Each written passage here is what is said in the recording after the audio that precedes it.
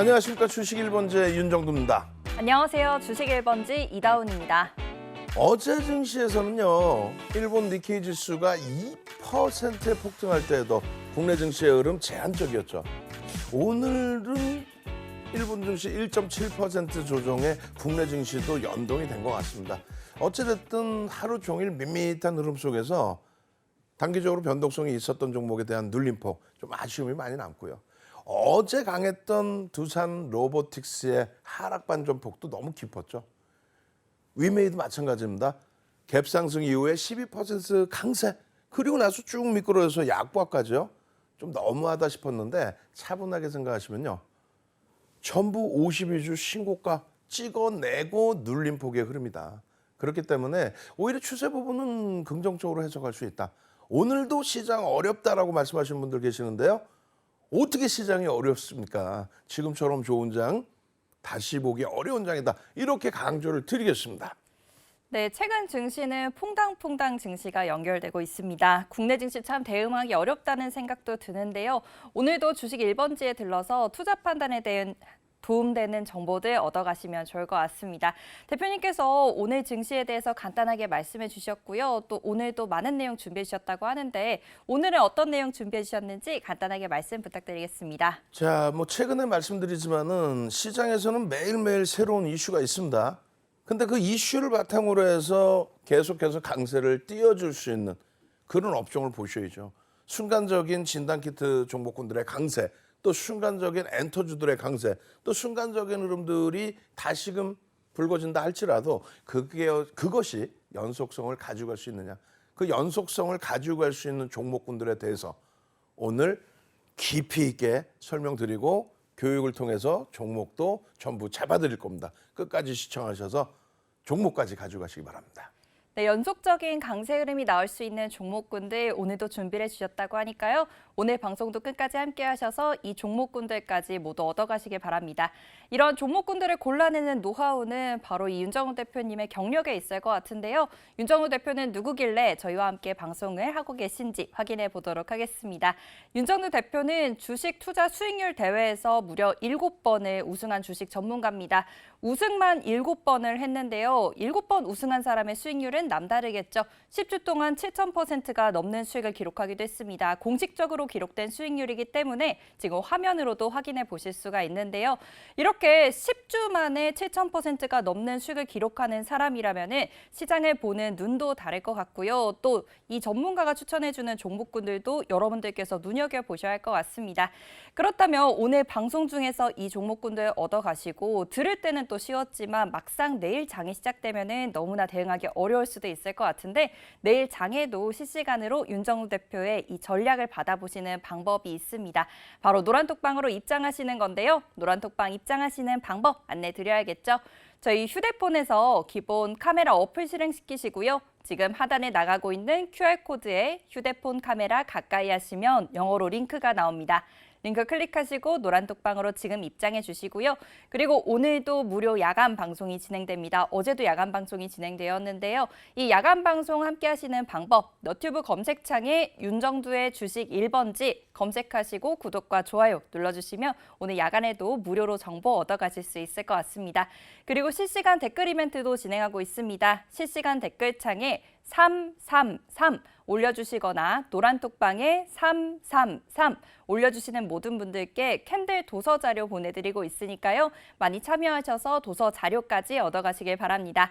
저희 이벤트 당첨자는 노란톡방에서 공개됩니다. 노란톡방 입장하시는 방법 화면을 통해서 확인해보고 오겠습니다.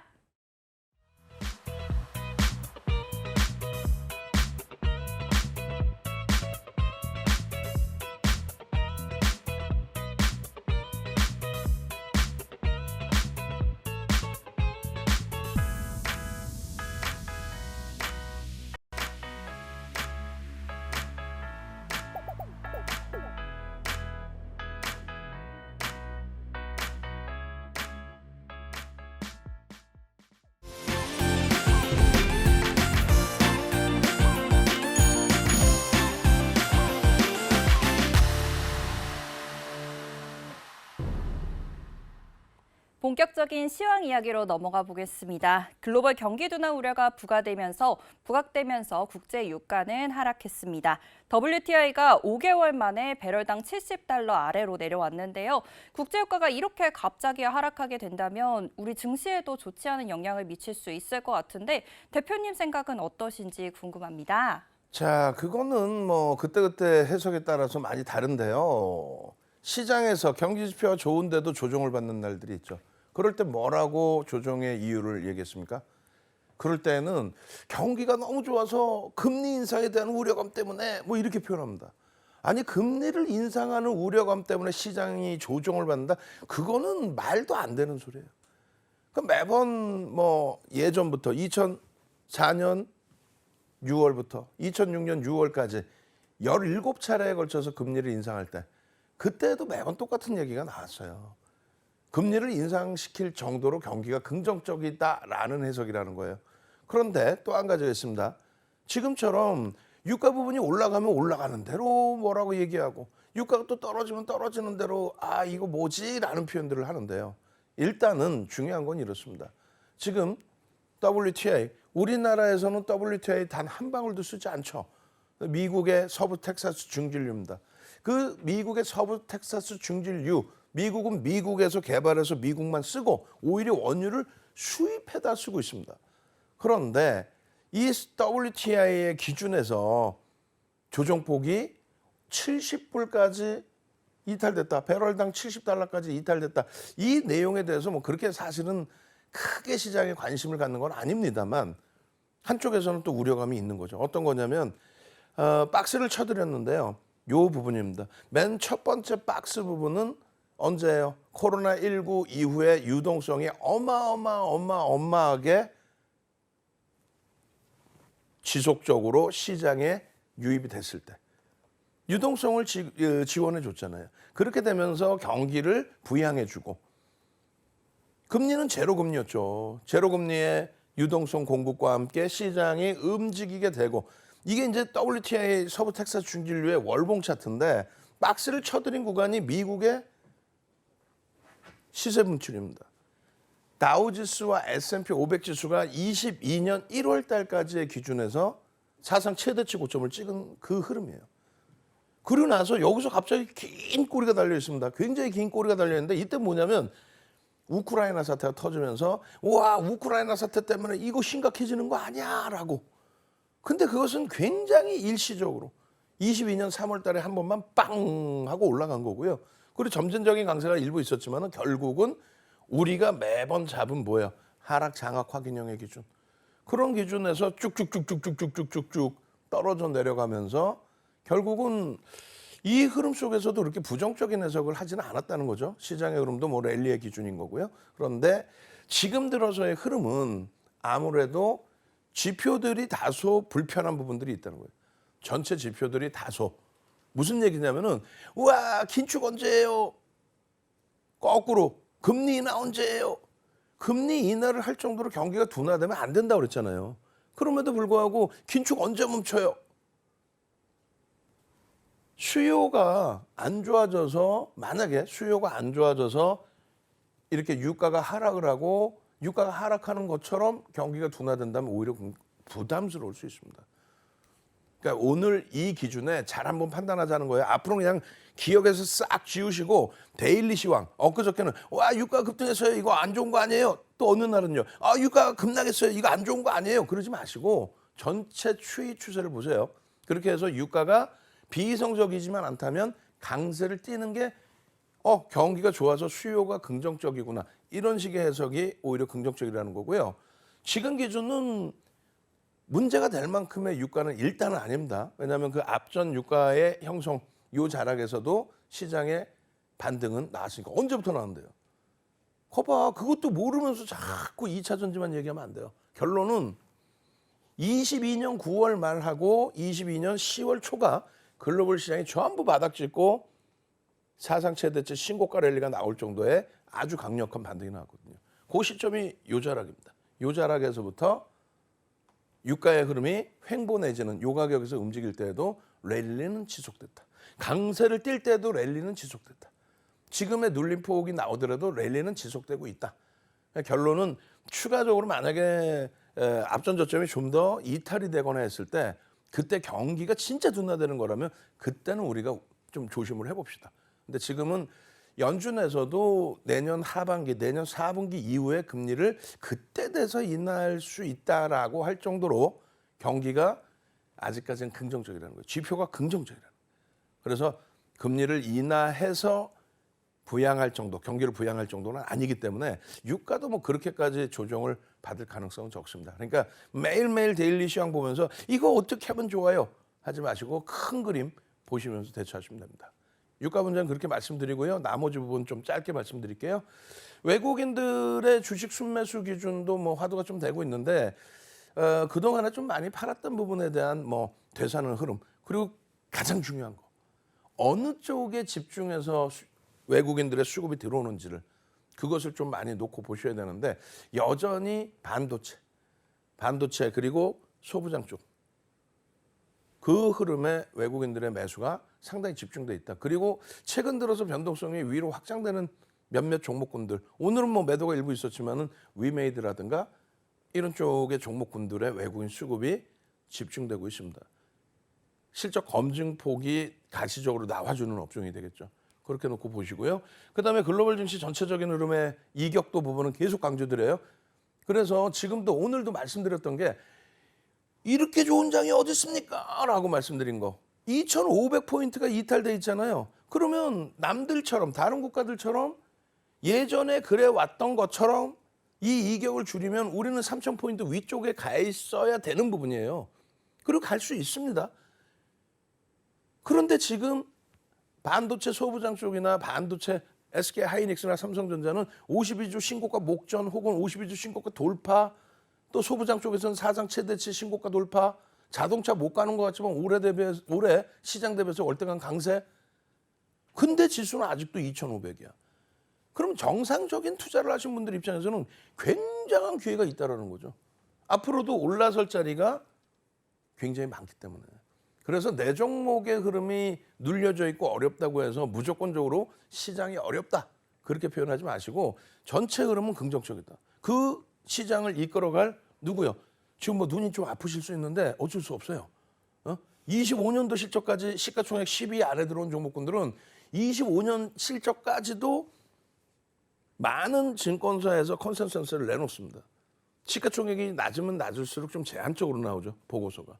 그래서 25년은커녕 24년 전망도 어려운 경우가 있는데 극대형주들은 25년까지 전망이 가능해요. 많이 나오고 있습니다. 그 기준에 실적이 월등하게 개선돼 있는 추정치 자체뿐만 아니라 지금 개선돼 있는 IT, 반도체 쪽이죠. 아무래도. 그리고 자동차. 그리고 반쪽짜리입니다만 LG화학의 2차 전지 양극재 플러스 석유화학 업종의 기준에서의 흐름. 그 흐름을 놓고 보시면서 이 중에 수급까지 뒷받침된 쪽. 실적은 다 검증받았잖아요.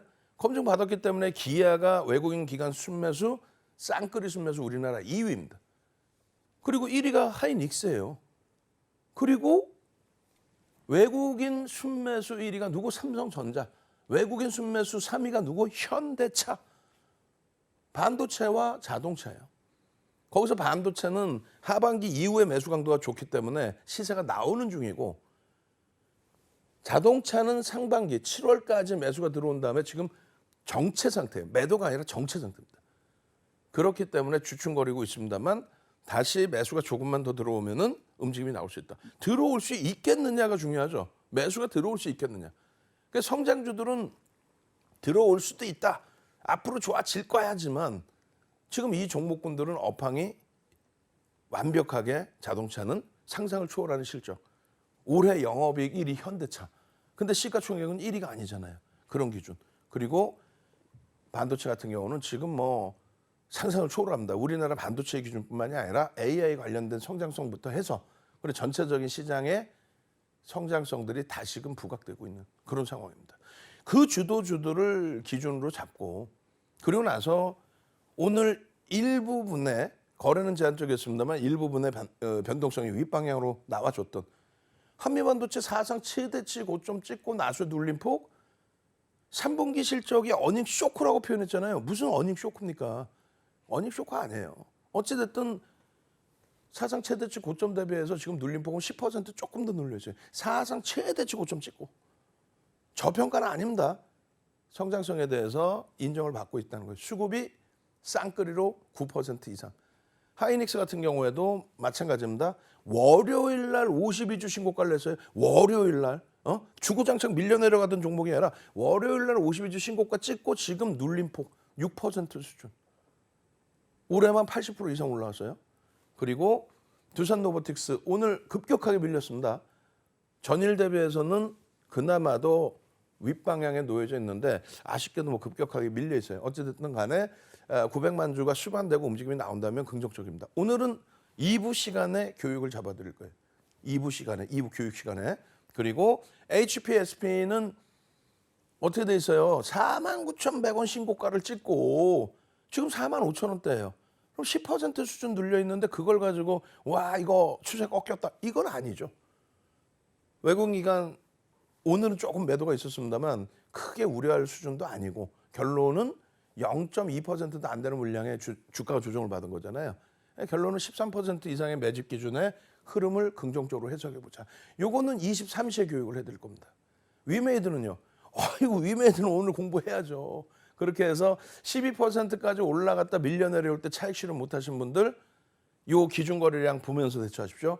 내일의 이 종목군들의 기준 거래량, 이 거래량이 넘겨지고 양봉이 나오면 추세적인 강화 부분 볼 수 있다. 그리고 이 거래량이 장 끝나고 형성되면 무슨 의미가 있어요? 결론은 시간별로 9시 10분, 9시 30분, 10시, 12시, 13시, 15시 30분 기준 거래량 설정하고 그리고 놓고 보면서 대처를 할 거예요. 그리고 오늘은요. 쭉 달려갈 겁니다. 쭉. 왜냐하면 뒷부분에 더 쭉 갈 수 있는 그런 섹터가 오늘은 뭐 눈에 띄지도 않았어요. 그래서 간단한 이슈가 있는 쪽만 간단하게 슉 넘어가서 한 방에 끝까지 가서 그 다음 교육을 길게 갈 겁니다. 아시겠죠? 자신감 갖고 시장 대처하시라고 그렇게 말씀드리겠습니다. 네, 시장의 전체적인 흐름도 긍정적으로 말씀해 주셨고요. 유가도 크게 걱정하실 필요 없다 이렇게 말씀해 주셨는데 시간이 오늘도 빠르게 지나갔습니다. 이제 업종으로 빨리 넘어가 봐야 하니까요. 노란톡 입장하시는 방법 빠르게 안내해 드리도록 하겠습니다. 저희 노란톡방 입장하시는 방법 휴대폰에서 카메라 어플 실행시키시고요. 하단의 QR코드 통해서 노란톡방으로 입장해 주시면 됩니다. 입장하시는 방법 화면을 통해서 확인해 보고 빠르게 넘어올게요.